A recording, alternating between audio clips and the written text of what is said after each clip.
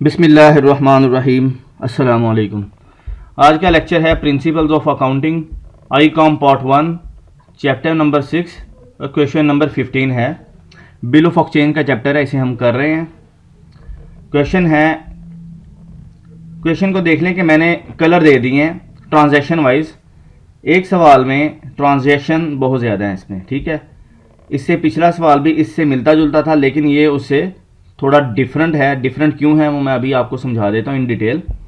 कि देखें, A owes B a sum of rupees 1500 on 1 January 2015। A ने कर्ज लिया जी बी से। ये देखें, बी जो है मैं लिख दिया कि कैश गिवर, कैश देने वाला है। ये ए कैश रिसीवर, ये कैश ले रहा है। ये एक ट्रांजैक्शन हो जाएगी। रिक्वायरमेंट है कि pass the journal entries in the books of B and A, ठीक है। बी और ए के बुक ऑफ अकाउंट में एंट्री करनी है। ए का मैंने लेजर बना लिया और ये बी का बना लिया, ठीक है। यहाँ पे ये जो ब्लैक कलर में है ट्रांजैक्शन, ये एक ट्रांजैक्शन है, आपने उसे अंडरलाइन कर लेना। मैंने कलर दे दिया ताकि अलग से समझ आ जाए कि ए 1500 रुपया ले रहा है बी से 1 जनवरी 15 को, और बी दे रहा है। दोनों के अकाउंट में सेम एक एंट्री हो जाएगी। उसके बाद सेकंड जो है यह है ही एक्सेप्ट्स ए बिल। ही कौन है? ए एक्सेप्ट कर रहा है, बी उसे ड्रा करेगा, ठीक है। He accepts a bill for the amount for 3 months drawn on him by B. B ने बिल ड्रा किया है। सेकंड ट्रांजैक्शन जो है इस क्वेश्चन में, बी ने बिल ड्रा किया है, ये वाला बिल, और ए ने उसे एक्सेप्ट कर लिया। ये देखें, 1 जनवरी को बिल ड्रा हुआ है 1500 रुपये का। 3 months आफ्टर, यहाँ पे देखें 3 months क्या है ना, ये जिक्र आ रहा है 3 months। यहाँ पे जो बिल ऑफ एक्सचेंज है, ये फॉर्मेट इस तरह का होता है कि 3 months after date pay to B. B को पे होगा और हिज ऑर्डर, या जिसको वो इंडोर्स कर दे, to the sum of rupees 1500 only for the value received, ठीक है। ये आगे इसमें नरेशन दे दिया है। साइन कर देगा बी, ठीक है, जो ड्रा करने वाला है। ए उसे एक्सेप्ट करेगा, ठीक है। उसके बाद ये इंडोर्स भी किया हुआ है कि बी जो है बैंक को ये डिस्काउंट कर देता है बिल के, बैंक से पेमेंट ले लेता है डिस्काउंट पे। उसको देख लेते हैं अब। सेकंड ट्रांजैक्शन जो है बिल की हो जाएगी, इस बिल ऑफ एक्सचेंज की, कि बी ने ड्रॉ किया और ए ने उसे एक्सेप्ट कर लिया, ठीक है। उसके बाद है B gets it discounted with his banker for rupees 1450, ठीक है। बी ने बैंक से पेमेंट ले ली है 1450 रुपये। बिल कितने का दिया है? 1500 रुपये का, ठीक है। क्या होगा कि बी का जो बैंक है वो इंक्रीज़ होगा 1450 रुपये से, और बैंक ने चार्जेस काटे हैं अपने 50 रुपये। वो बी के लिए क्या होगा? एक्सपेंस होगा। एक्सपेंस इसका इंक्रीज़ हो जाएगा 50 रुपये से, और ये बिल बैंक को दे देगा तो बिल को क्रेडिट कर देगा। ये एक ट्रांजैक्शन हो जाएगी, ठीक है। ये सिर्फ होगी बी के अकाउंट में, क्योंकि बिल बी के पास है और बी जो है बैंक से पैसे ले रहा है बिल दे के, ठीक है। पैसे क्या ले रहा है? उसके अकाउंट में बैंक ट्रांसफ़र करता है, ठीक है ना। कैश नहीं देता बैंक। बैंक क्या करता है, क्योंकि बी का अकाउंट है बैंक के पास, ठीक है। बैंक को ये जब बिल दे दिया, डिस्काउंट करवा लिया, अभी बैंक को मिलने हैं 3 महीने बाद पैसे, इसे आज ही मिल रहे हैं, तो बैंक अपना कमीशन लेता है। वो बैंक की इनकम होती है, और जिसका कमीशन कट रहा है उसके लिए वो एक्सपेंस होता है, ठीक है। तो ये बी के अकाउंट में एंट्री हो जाएगी इस तरह से कि बी का बैंक जो है इतना बढ़ेगा, बैंक का बैलेंस, साथ में इसके चार्जेस जो हैं जो ये डिस्काउंट करवा रहा है एज ए एक्सपेंस, वो बढ़ जाएंगे, और बिल क्रेडिट हो जाएगा। बिल इसने बैंक को दे दिया। उसके बाद on the due date the bill is dishonoured. Due date में बिल डिसऑनर होगा। बैंक जो है प्रेजेंट करेगा ए को, ए उसकी पेमेंट नहीं करेगा, तो फिर क्या होगा? बैंक जो है बी के बैलेंस को फिर कम करेगा 1500 रुपये के साथ, ठीक है।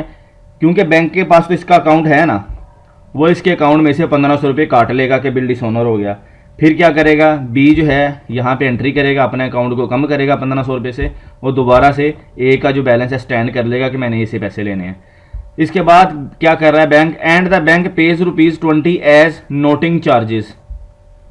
नोटिंग चार्जेस है कि पब्लिक नोटरी ऑफिसर होते हैं, जैसे लॉयर्स हैं, रजिस्टर्ड लॉयर और लाइसेंस होल्डर होते हैं। बैंक ये बिल ऑफ एक्सचेंज उन्हें देगा कि भाई इस पे जो है ना आप नोटिंग दे के कि ये डिसऑनर हो गया, स्टैंप लगा दें। वो क्या करेंगे? इसके चार्जेस लेते हैं, वो इस तरह लगाएंगे नहीं। पहले तो ये इस बिल का हवाला दे के लेटर लिखेंगे ए को, ए उसका रिप्लाई करता है, तो उसके मुताबिक जो है ये फिर यहाँ पे नोटिंग दे के उसके चार्जेस लेंगे। तो बैंक ने इसके चार्जेस पे किए हैं, ठीक है, बैंक ने चार्जेस पे कर दिए स्टैंप लगवाने के, ये नोटिंग लेने के। तो ये जो चार्जेस हैं बी के अकाउंट से बैंक काट लेगा कि भाई ये डिसऑनर हुआ है, मैंने ये चार्जेस पे किए हैं, तो बैंक बी के अकाउंट से ये काट लेगा। मींस के बी का जो बैलेंस है कम हो जाएगा। तो बी जो है अपने बुक ऑफ अकाउंट में भी अपने बैंक को कम करेगा, उसके अगेंस्ट बढ़ाएगा किसे, ए का बैलेंस बढ़ा देगा कि मैंने ए से पैसे लेने हैं, ठीक है। और ए भी अपने अकाउंट में एंट्री करेगा कि भाई 20 रुपये मजीद मैंने बी को देने हैं, ठीक है, नोटिंग चार्जेस के। ये होगी ट्रांजैक्शन। आपने इसे अंडरलाइन करते जाना तो ईजी हो जाएगा आपके लिए। फिर ये देखें, ये अंडरलाइन मैंने किया हुआ यहाँ तक कि ए पेज ₹400 इन कैश। आगे भी बात चल रही है लेकिन वो और है, ये ट्रांजैक्शन एक है कि ए पेज ₹400। ए ने 400 रुपये दिया है कैश में, वो कह रहा है कि मेरे पास फुल पेमेंट नहीं है, अभी आप जो है 400 रुपये ले लो, बकाया जो है मैं आपको बाद में दूंगा। वो क्या कह रहा है, बकाया का क्या कह रहा है, एंड एक्सेप्ट अनदर बिल, एक और बिल वो एक्सेप्ट कर रहा है, ठीक है, for the balance together with interest of ₹30 for 2 months, ठीक है। अच्छा, इसमें 2 ट्रांजैक्शन है, मैंने इसे कलर दे के और अंडरलाइन भी कर दिया है। इसको थोड़ा सा समझें कि उसने एक नया बिल एक्सेप्ट कर रहा है। वो क्या कह रहा है कि बैलेंस अमाउंट का 400 रुपये के बाद कितना रह जाएगा बैलेंस इसका, 1500 से 400 रुपये माइनस करें तो 1100 रुपये बकाया बचता है, ठीक है। वो कहता है कि जी ये मुझे जो है ये 30 रुपये आप इंटरेस्ट ले लेना, 2 महीने मुझे और दे दो और 2 महीने का मुझे एक नया बिल बना दो, ठीक है। अब आप क्या करेंगे, पिछले क्वेश्चन में अगर आप उसकी तरह करें तो 1130 करेंगे, वो गलत हो जाएगा, ठीक है। 1130 नहीं करेंगे, ये जो है बिल जो बनेगा ये भी बनेगा 1150 का। ये वाले 20 रुपये भी लेने हैं उससे नोटिंग चार्जेस के, ठीक है। ये वाले 20 रुपये प्लस इस इंटरेस्ट की भी एंट्री करेंगे तो ये 20 और 30 50 रुपये, ठीक है। ये वाले 20 रुपये नोटिंग चार्जेस के, ये भी ए से लेने हैं, और ये इंटरेस्ट जो है 2 महीने का, ठीक है, वो ए जो ऑफर कर रहा है कि मुझे 2 महीने और दे दो, तो ये इंटरेस्ट चार्जेस भी उससे लेने हैं। तो 20 और 30 50 रुपये ये, ठीक है, और 1100 रुपया जो बैलेंस है वो लिख रहा है ना यहाँ पे बिल। अच्छा, for the balance together with interest, interest तो लेना है, आपने इससे कंफ्यूज नहीं होना कि वो इंटरेस्ट तो है ही है, लेकिन इस 20 रुपये को नहीं भूल जाना आपने कि ये 20 रुपये भी हैं, ठीक है। तो कितना बनेगा 1150 रुपये, वो मैं आपको समझा देता हूँ, इसका लेजर भी अलग से बना के। ये देखें, ये जो बिल बनेगा दूसरा 1150 का बनेगा 3 महीने बाद। ये देखें 1 जनवरी का बिल है, तो 3 महीने बाद हम देखें तो 1 अप्रैल आती है, 3 दिन जो है वो ग्रेस डेज देते हैं, तो 4 अप्रैल डेट डाल दी है, यहाँ पे 2 महीने का बिल ड्रॉ किया है और उसे ए ने एक्सेप्ट कर लिया, लेकिन 1150 अमाउंट के साथ। इसे देख लेते हैं, तो ये एंट्री डबल होगी, इंटरेस्ट की भी होगी, इंटरेस्ट के बाद फिर ये बिल की एंट्री हो जाएगी 1150 के साथ। उसके बाद on the due date bill is dishonoured by the acceptor A ने बिल को ऑनर कर दिया, बिल की पेमेंट कर दी है। अब फर्स्ट ट्रांजैक्शन कर लेते हैं। ये जो है कि ए पेमेंट ले रहा है बी से 1 जनवरी 2015 को,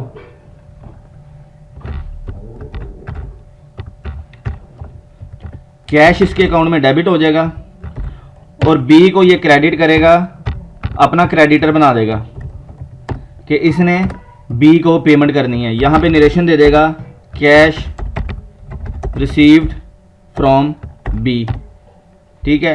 सेम डेट में जो कैश दे रहा है बी, वो भी अपनी बुक ऑफ अकाउंट में एंट्री करेगा। वो क्या करेगा कि ए को अपना डेटर बनाएगा कि ए से पैसे लेने हैं, ठीक है, 1500 रुपये के साथ उसे डेबिट कर देगा, और क्रेडिट किसे करेगा, कैश को, कैश दे रहा है ना, कैश को क्रेडिट कर देगा। अगर स्पेसिफिकली ये बैंक का चेक का जिक्र नहीं आता तो आपने कैश को ही इफेक्ट करवाना है, चाहे वो डेबिट या क्रेडिट हो रहा हो। यहाँ बी कैश दे रहा है तो कैश इसके अकाउंट में कैश क्रेडिट हो जाएगा। इसने ए को डेबिट कर दिया है, मीन्स के ए से इसने पैसे लेने हैं। यहाँ पे ये दे देगा कैश पे टू ए। ये एक ट्रांजैक्शन होगी फर्स्ट वाली। सेकंड वाली जो है, बी ने बिल ड्रॉ किया, ए ने उसे एक्सेप्ट कर लिया, सेम डेट में हम कर रहे हैं, ठीक है, सेम अमाउंट का बिल 1500 रुपये का। अब यहाँ पे 1 जनवरी में एंट्री हम कर लेते हैं। बी क्या करेगा, बिल रिसीव कर रहा है ना बी, बी बिल रिसीवेबल्स को डेबिट करेगा 1500 रुपये के साथ, और क्रेडिट किसे करेगा, ए को। ए ने बिल दिया है, ठीक है, ए को ये क्रेडिट करेगा 1500 रुपये से। अब इसने बिल के पैसे लेने हैं, ठीक है ना। देखें एक वक्त में उसने एक ही ट्रांजैक्शन रखनी है ना, कि रिसीवेबल एक ही बनाना है, कि ए था, ए ने उसे बिल दे दिया, तो जाहिर बात है कि अब ए को वो क्रेडिट करेगा, उसकी जगह पे बिल रिसीवेबल को डेबिट कर दिया कि अभी इस बिल के पैसे लेने हैं। यहाँ पे बैलेंस शीट उसकी इक्वल रहेगी, एक एसेट डेबिट हो गया, एक एसेट क्रेडिट हो गया, कोई इफेक्ट मतलब उसमें नहीं जाएगा, इफेक्ट इनके अकाउंट में जाएगा कि ए का अकाउंट पहले 1500 रुपये के साथ डेबिट था, अब क्रेडिट है, तो ए का जो है नील हो जाएगा। बिल रिसीवेबल स्टैंड कर दिया उसने कि मैंने बिल रिसीवेबल के पैसे लेने हैं। यहाँ पे नरेशन दे देगा कि बिल ड्रॉन, ठीक है। अब सेम जो है बिल जो है एक्सेप्ट किसने किया है, ए ने। ए क्या करेगा, यहाँ पे बिल पेएबल जो है ये अपनी लाइबिलिटी बढ़ा देगा, 1500 रुपये के साथ क्रेडिट करेगा, और डेबिट क्या करेगा, डेबिट ये कर देगा बी को। यहाँ पे इसने बी को क्रेडिट किया था, अपनी लाइबिलिटी बनाया था, अब ये लाइबिलिटी क्लोज कर रहा है, ठीक है, बी वाली 1500 रुपये के साथ, और स्टैंड क्या कर रहा है, पेएबल, के बिल पेएबल, मैंने बिल के पैसे देने हैं, और यहाँ पे नरेशन दे देगा जी बिल एक्सेप्टेड। ये एंट्री होगी ये सेकंड वाली, ठीक है, दोनों के बुक ऑफ अकाउंट में एंट्री होगी। यहाँ तक क्वेश्चन हम कर चुके हैं। इससे बाद जो है कि B gets is discounted with his banker for rupees 1450। B जो है, अब ये बी के बुक ऑफ अकाउंट में होनी है, ए का इससे कोई लिंक नहीं है। बी क्या कर रहा है, बी के पास ये बिल आ गया है, ठीक है, अब बी ये बिल दे देगा बैंक को, और उससे कह रहा है मुझे पेमेंट दे दो। बैंक इसके अकाउंट में पेमेंट ट्रांसफ़र करेगा 1450 रुपये, 50 रुपये कम है, तो वो 50 रुपये बी के लिए एक्सपेंस होंगे, ठीक है। 1 जनवरी को ही, क्योंकि डेट अलग से मेंशन नहीं की गई, तो हम वही डेट ले लेंगे कि 1 जनवरी को ही ये सारी ट्रांजैक्शन हो रही हैं। अब क्या करेगा बैंक, बी जो है, बैंक जो है बी का बैलेंस बढ़ाएगा, तो बी जो है अपने पास भी अपने बैंक का बैलेंस बढ़ा देगा, अपने बुक ऑफ अकाउंट में 1450 रुपये के साथ बैंक बढ़ा लिया इसने अपना, और साथ में डिस्काउंट जो है, सॉरी डिस्काउंट ये एज ए एक्सपेंस करे। मैं यहाँ पे आप लिख भी देता हूँ आपकी आसानी के लिए कि ये एक्सपेंस है बी के लिए, क्योंकि इसने टाइम से पहले पैसे तो ले लिए हैं, वो बैंक के लिए तो इनकम है, क्योंकि बैंक को पैसे मिलने हैं 3 महीने बाद, लेकिन बी को आज ही मिल रहे हैं, तो बैंक क्या कर रहा है, इससे डिस्काउंट ले रहा है। ये जो डिस्काउंट है ये बी के लिए एक्सपेंस है, ठीक है। अब बी क्या करेगा कि बिल रिसीवेबल, क्योंकि अब इसने उसके पैसे ले लिए हैं, बिल बैंक को दे रहा है, तो बी बिल रिसीवेबल को क्रेडिट कर देगा। जो बिल दे रहा होता है वो बिल को क्रेडिट करता है, और जो ले रहा होता है वो डेबिट कर रहा होता है, ठीक है। यहाँ पे अब ये नरेशन दे देगा बिल डिस्काउंटेड फ्रॉम बैंक, यहाँ पे इसने एंट्री कर दी, ये कंप्लीट होगी। इससे ए का अभी तक यहाँ तक कोई लेना देना नहीं है कि इसने डिस्काउंट करवा लिया, ठीक है। अब जो है नेक्स्ट इससे कि on the due date the bill is dishonoured. अब ड्यू डेट में क्या होना है कि ये जो बिल है फर्स्ट वाला, ये जो बिल है 1500 रुपये वाला, अब बैंक को इंडोर्स ही कर दिया था जब ये डिस्काउंट करवाया है, ठीक है। अब बी ने क्या किया, ये बिल बैंक को दे दिया, इंडोर्स ही बैंक को बना दिया, उसे उसका मालिक बना दिया कि भाई आप ले लो। लेकिन बैंक ने जब प्रेजेंट किया ए को कि पेमेंट दो, ए कहता मेरे पास तो पेमेंट ही नहीं है, तो बिल डिसऑनर हो गया। जब बिल डिसऑनर होगा तो बैंक क्या करेगा, सबसे पहले बैंक जो है बी का जो बैलेंस है वो कम कर देगा फ़ौरन कि भाई बिल डिसऑनर हो गया। तो जब बैंक बी का बैलेंस 1500 रुपये के साथ कम करेगा, क्योंकि 1500 रुपये का बिल है ना, एक तो 1500 रुपये के साथ कम करेगा, नेक्स्ट ट्रांजैक्शन है वो भी मैं बताता हूँ, मजीद 20 रुपये से कम करेगा। यहाँ जो बिल डिसऑनर हुआ है तो इसे 1500 रुपये के साथ कम कर देगा। तो बी भी अपने बुक ऑफ अकाउंट में बैंक को कम करेगा 1500 रुपये के साथ। तो बिल डिसऑनर हुआ है, ए ने डिसऑनर किया, ए को दोबारा अपना डेटर बना लेगा, ठीक है, कि भाई ए ने इससे डिसऑनर कर दिया है तो ए से इसने पेमेंट लेनी है। और किस डेट को हुआ है डिसऑनर, डिसऑनर हुआ 3 महीने बाद। 1 जनवरी के बाद 3 महीने कब आते हैं, 1 अप्रैल, और फिर 3 दिन जो है ग्रेस डेज देते हैं, ठीक, चैप्टर में दिया भी है ग्रेस डेज देने हैं 3 दिन, तो ग्रेस डेज दे दिए। तो 4 अप्रैल की बजाय, तो 1 अप्रैल की बजाय 4 अप्रैल हो गई डेट, ठीक है। इसने ये अपने एंट्री कर लिया कि ए को डेबिट करके दोबारा अपने डेटर बना लिया। अगर ऊपर आप देखें तो पहले ए को डेबिट किया था, फिर जब उससे बिल मिल गया तो ए को क्रेडिट करके ए का बैलेंस ज़ीरो कर दिया था। अब ए के बुक ऑफ अकाउंट में, बी के बुक ऑफ अकाउंट में ए का लेजर कितना था, ज़ीरो हो गया था इस ट्रांजैक्शन के बाद, सेकंड ट्रांजैक्शन के बाद, ठीक है। अब उसने दोबारा से बी ने क्या किया कि ए का बैलेंस स्टैंड कर दिया 1500 रुपये के साथ कि इसने बिल डिसऑनर कर दिया, लिहाजा मैंने ए से पैसे लेने हैं। एक तो ये होगी बात। अब इसके अगेंस्ट यहाँ पे डिसऑनर की एंट्री ए भी करेगा। ए ने बिल को डिसऑनर कर दिया है तो ए की एंट्री करेगा उसी कि बिल पेएबल जो है इसे डेबिट करेगा कि उसकी पेमेंट नहीं कर सका।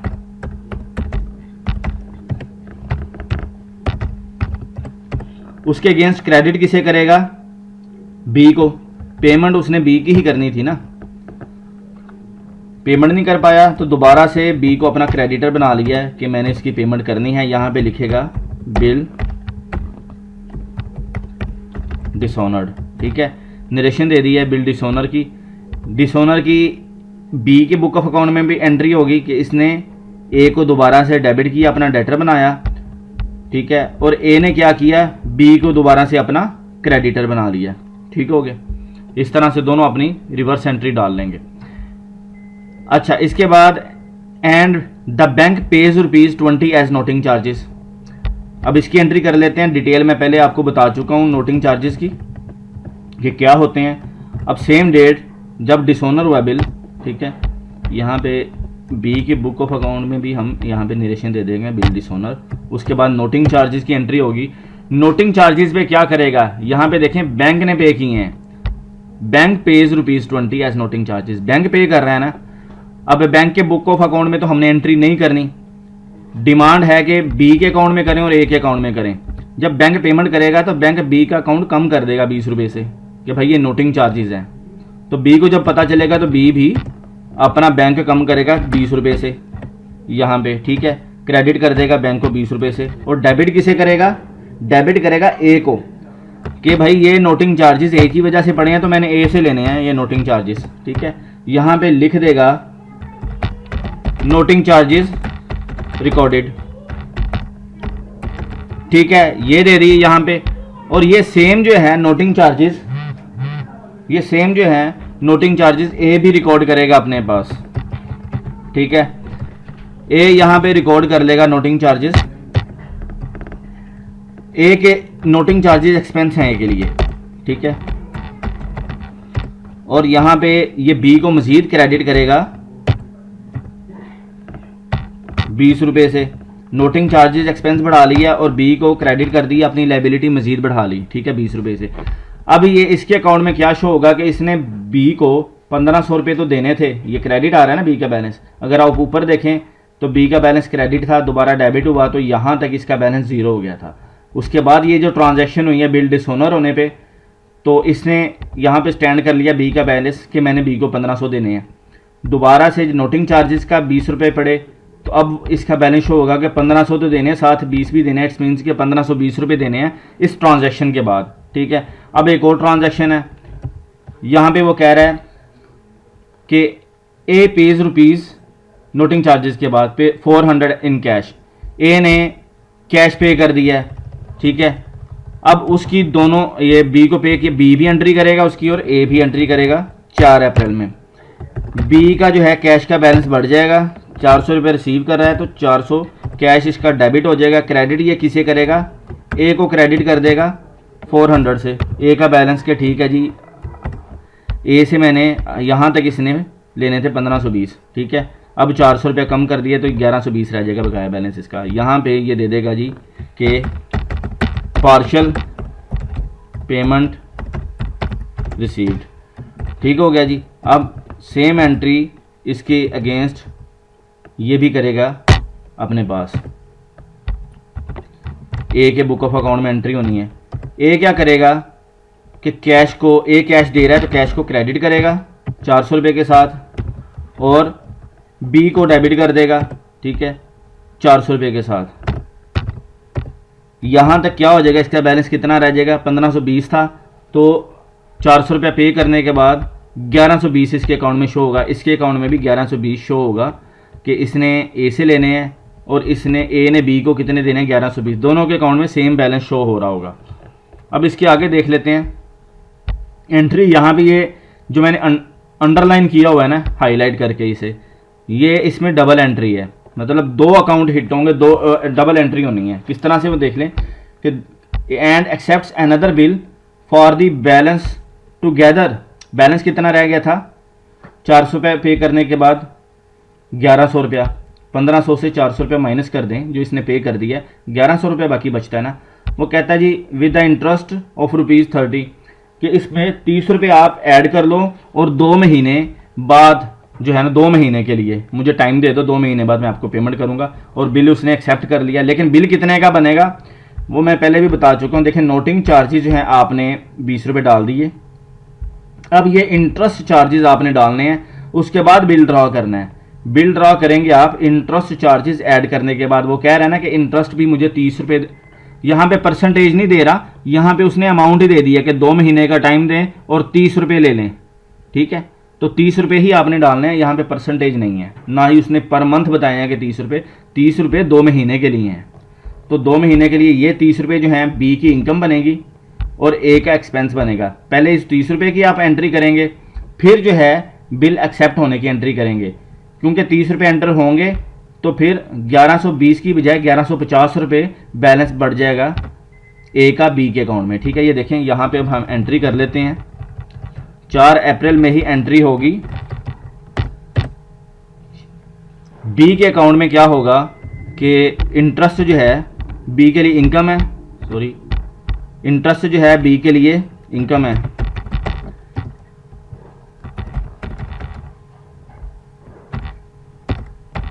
इंटरेस्ट लिखा, साथ मैंने ब्रैकेट में इनकम कर दिया ताकि वाजे हो जाए कि ये इनकम जब भी इंक्रीज होती है तो उसे क्रेडिट करते हैं। 30 रुपये के साथ इंटरेस्ट किया है और डेबिट ये किसे करेगा ए को, कि ये पैसे ए से लेने हैं मैंने। ठीक है, 30 रुपये, तो यहाँ पे लिख देगा इंटरेस्ट रिकॉर्डेड। ठीक है, अब इसने ए का बैलेंस बढ़ा दिया है, अब ए को डेटर बना लिया मज़ीद 30 रुपये से। इसके बाद मैं आपको समझाता हूँ, ये एंट्री एक ए के अकाउंट में भी कर लें। इसकी नरेशन रह गई है, यहाँ पे इसने क्या किया है कि कैश पे किया है, पार्शियल पेमेंट, यहाँ पे पार्शियल पेमेंट। ठीक है, अब ये क्या कर रहा है कि इंटरेस्ट पे कर रहा है। यहाँ पे इसके लिए इंटरेस्ट इनकम है, इसे मैं कॉपी करता हूँ, यहाँ पे पेस्ट करता हूँ। और इसके लिए इंटरेस्ट क्या है, इनकम को ख़त्म करके इसके लिए एक्सपेंस है।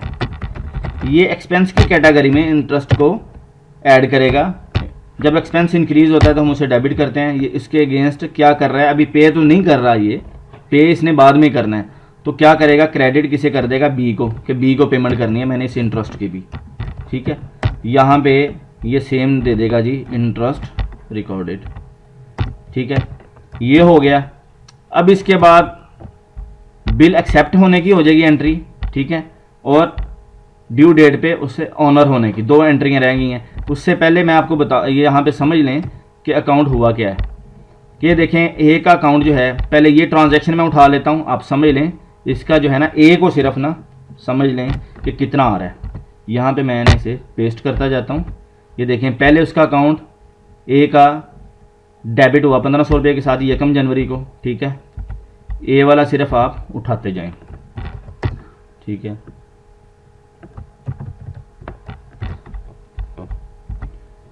यहाँ पे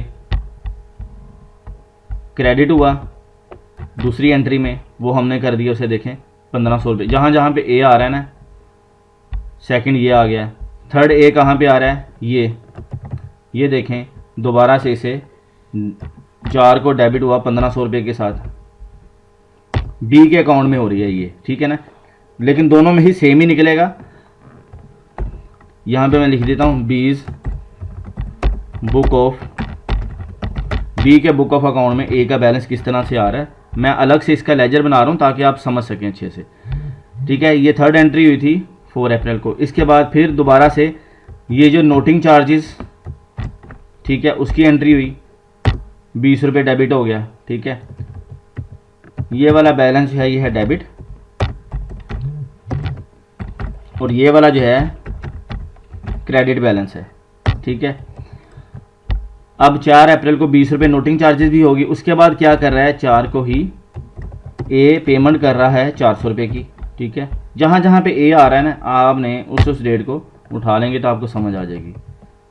ज़ुबानी को कई कुछ स्टूडेंट्स को नहीं आती, तो इसलिए मैं ये करके दिखा रहा हूँ। देखें लास्ट जो है, अब इंटरेस्ट की एंट्री हुई है, ठीक है। ये इंटरेस्ट की एंट्री ये करने के बाद मैं इसे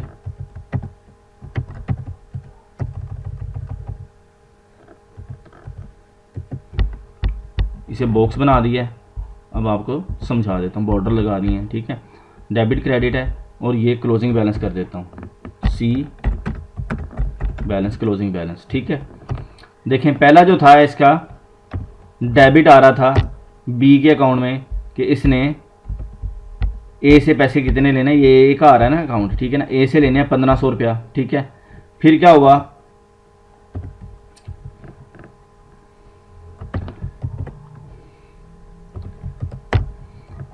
ए का क्रेडिट भी हो गया बैलेंस 1500 रुपये के साथ, तो यहाँ पे इसका बैलेंस 0 हो गया। मैं यहाँ पे अब इस फार्मूले को कॉपी पेस्ट कर देता हूँ नीचे तक, तो आपको समझ आ जाएगी। ये देखें यहाँ पे 0 हो गया क्रेडिट होने के बाद। फिर इसको डेबिट किया, ठीक है। जब डिसऑनर हुआ बिल 1500, दोबारा से 1500 रुपये स्टैंड कर गया। फिर 20 रुपये नोटिंग चार्जेस के 1520 हो गया बैलेंस। फिर 400 रुपये जो इसने पेमेंट कर दी है, तो बी के अकाउंट में 400 रुपया, मतलब ए का जो है बैलेंस अपडेट हो गया। अब इसने यहाँ पे 1120 रुपये लेने थे इसने। जब ये 30 रुपये इंटरेस्ट चार्जेस भी 2 महीने के लिए वो कह रहा है ना कि ठीक है जी मैं 30 रुपये आपको दे दूंगा, मुझे एक नया बिल बना दें। तो यहाँ पे देखें ये एंट्री करने के बाद बी के पास ए का बैलेंस कितना आ रहा है, 1150। इसी तरह से सेम आप ए के अकाउंट में अगर बी का ले लेंगे कि उसने बी को कितने देने हैं, वो भी सेम ही निकलेंगे, ठीक है। आपने इसे कर लेना ताकि आपको समझ आ जाए। 1150 रुपये आ रहे हैं, ठीक है। अब यही ऊपर भी समझ लें कि 1150 रुपये कैसे हैं कि 1500 रुपये टोटल थे भाई, अगर मोटा मोटा हिसाब कर लें आप। इसमें से 400 रुपये इसने पेमेंट कर दी, बाकी रह गए 1100। 1100 में ये नोटिंग चार्जेस भी लेने हैं ए से, ठीक है, प्लस ये 30 रुपये इंटरेस्ट भी लेना है, तो 1150 बन जाएंगे। जो बिल बनेगा अब वो 1150 का, ये देखिए हमने बना दिया 4 अप्रैल को। यहाँ पे 2 महीनों का जो न्यू बिल बन रहा है लिख दिया 2 months after date pay to B or his order the sum of rupees 1100। यहाँ पे मैं अपडेट कर दूँ इसे, नरेशन अपडेट 50 ओनली, ठीक है। 1150 फाइल दी वैल्यू रिसीव्ड, ठीक हो गया। ये इसने बी ने बिल ड्रॉ किया और ए ने उसे एक्सेप्ट कर लिया। अब इस बिल की एंट्री होनी है 1150 रुपये की। होनी किस डेट को है, 4 अप्रैल को ही। और जब ऑनर होगा फिर हम ऑनर की एंट्री कर लेंगे पेमेंट की, ठीक है। 4 अप्रैल को अब इसके बाद बिल जो है उसकी एंट्री करेंगे। ये क्या करेगा, बी के अकाउंट में, बी रिसीव कर रहा है बिल, तो बिल रिसीवेबल को बढ़ा लेगा 1150 के साथ, और क्रेडिट क्या करेगा, ए को क्रेडिट कर देगा कि 1150 के साथ कि ए का बैलेंस अब यहाँ पे नील हो जाएगा, उसके अगेंस्ट स्टैंड हो जाएगा बिल रिसीवेबल का कि इस बिल के पैसे लेने हैं। यहाँ पे नरेशन दे देगा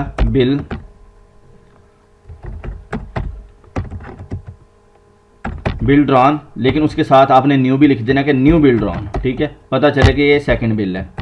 ये हो गया। सेम जो है 4 अप्रैल में ए के पास भी, ए के बुक ऑफ अकाउंट में भी एंट्री होनी है कि ये क्या करेगा, बिल पेएबल को क्रेडिट कर देगा 1150 के साथ कि मैंने बिल के पैसे देने हैं, और बी को डेबिट कर देगा, बी का बैलेंस यहाँ पे नील कर देगा 1150। एक लाइबिलिटी ऑफ कर दिया और एक लाइबिलिटी स्टैंड कर दी। न्यू बिल उसने एक्सेप्ट कर लिया ना, तो यहाँ पे लिख देगा न्यू बिल एक्सेप्टेड, ठीक है। यहाँ तक एंट्रीज हो चुकी हैं। अब लास्ट एंट्री होनी है देखने। अब रह गई सिर्फ ये, on the due date bill is honoured by the acceptor A ने बिल की पेमेंट कर दी है। ए भी अपने अकाउंट में एंट्री कर देगा पेमेंट की, और बी भी अपने अकाउंट में एंट्री कर लेगा पेमेंट की। और ऑनर कब होना है, 2 महीने बाद होना था, 4 अप्रैल के बाद। 2 महीने कब होंगे, 4 अप्रैल के बाद अगर चले जाएँ तो मई और जून, 4 जून बनते हैं। 3 दिन फिर मजीद एक्स्ट्रा जो हैं ग्रेस डेज वो दे दें, तो 4 जून की बजाय 7 जून हो जाएगा। ठीक है, पहले बिल पे आपने 3 दिन दिए थे ग्रेस डेज, और दूसरे बिल पे भी 3 दिन ग्रेस डेज जो हैं वो दे दिए। यहाँ पे क्या होगा, बी कैश रिसीव कर रहा है तो कैश इसके पास डेबिट हो जाएगा 1150 रुपये, और ये जो है बिल रिसीवेबल को क्रेडिट कर देगा, जिस बिल के इसने पैसे लेने थे वो अब ले रहा है। तो यहाँ पे इसका जो है बैलेंस नील हो जाएगा और कैश इसका इंक्रीज़ हो जाएगा।